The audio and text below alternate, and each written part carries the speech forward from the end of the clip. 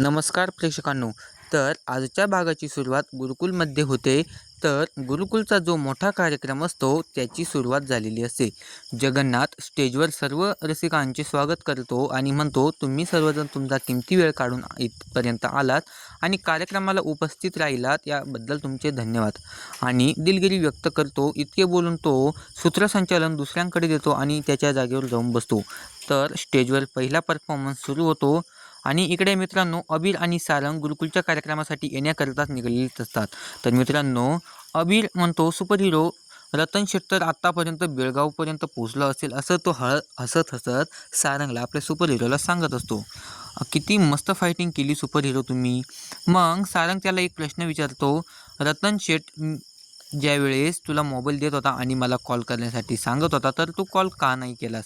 तर त्यावेळेस अबीर म्हणतो, अहो सुपर हिरो, त्यांच्याकडे मोठे मोठे कोयते आणि तलवारी होत्या आणि बांबू पण होते किंवा हे सगळे बघून मी खूप घाबरलो, त्यामुळे मी नाही तुम्हाला कॉल केला. तर सारंग म्हणतो, यापुढे असं घाबरायचं नाही. आणि मग अबीर बोलतो, पण आपल्याला खूपच उशीर झाला आहे, आपण आईचं आणि ओवीचं गाणं मिस करू. तर सारंग म्हणतो, तू नको टेन्शन घेऊ, आपण वेळेत जाऊ. मी बबलू काकाला कॉल करून विचारतो कार्यक्रम सुरू झाला की नाही. आणि इकडे आता मित्रांनो, सावली क्षमाताईला विचारतच असते की ओवी आली की नाही अजून. तिच्या काकूंना कॉल करून विचारा कुठपर्यंत आली आहे ती.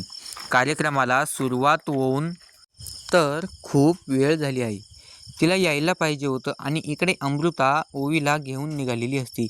त्या रिक्षामधून येत असतात. तर अमृता ओवीला आग्रह करते, एवढ्या एक घास खाऊन घे बाळा. तर ओवी म्हणते, नको, माझं मन नाही आहे, आपण पोचू ना ग टायमावर, वेळ झालाय ना भरपूर कार्यक्रमाला. तर अमृता म्हणते, हो नक्की बाळ, तू नको काळजी करूस. आणि एवढं बोलतात त्या कार्यक्रमाच्या ठिकाणी पोहोचतात आणि तिकडून बबलू देखील आलेला असतो. तर बबलू अमृता वहिनींना म्हणतो, घरचं वातावरण खूप तापलेलं आहे.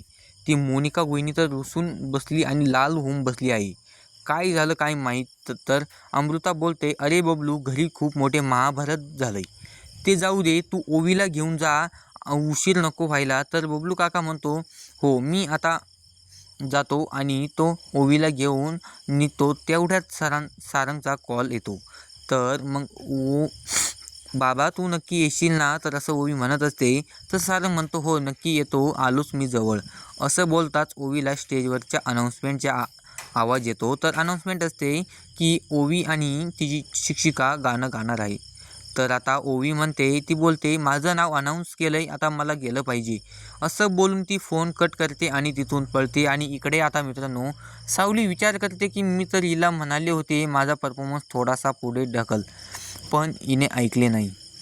मग ती स्टेजवर जाते आणि माईक घेते आणि बोलते, रसिकांनो, मला माफ करा, मला माहीत आहे तुम्ही माझा आणि माझ्या शिष्याचा परफॉर्मन्स बघण्यासाठी खूप उत्सुक आहात, पण काही तांत्रिक कारणांमुळे माझी शिष्या ओवी अजून आलेली नाही, त्यामुळे माझा परफॉर्मन्स नंतर होईल. असं बोलताच ओवी येते आणि म्हणते, पण टीचर, मी तर आलेली आहे.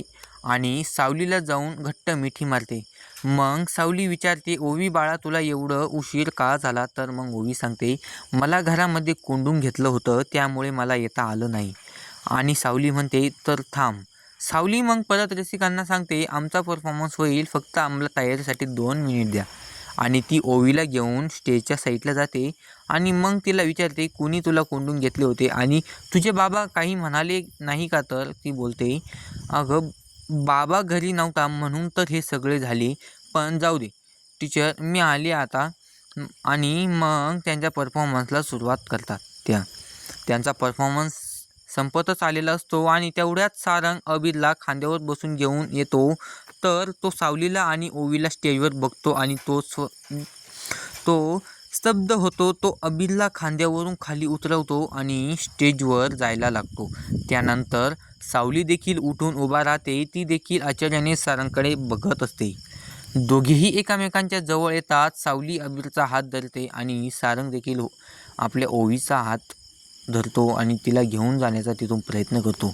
पण अबीर आणि ओवी एकमेकांचा हात पकडतात. तर मित्रांनो, खालून जगन्नाथ म्हणतो, शेवटी नियतीचा तिचा खेळ दाखवलाच. नियतीने जे दाखवायचं होतं ते दाखवायला सुरुवात केली. हे सगळं तर होणारच होतं.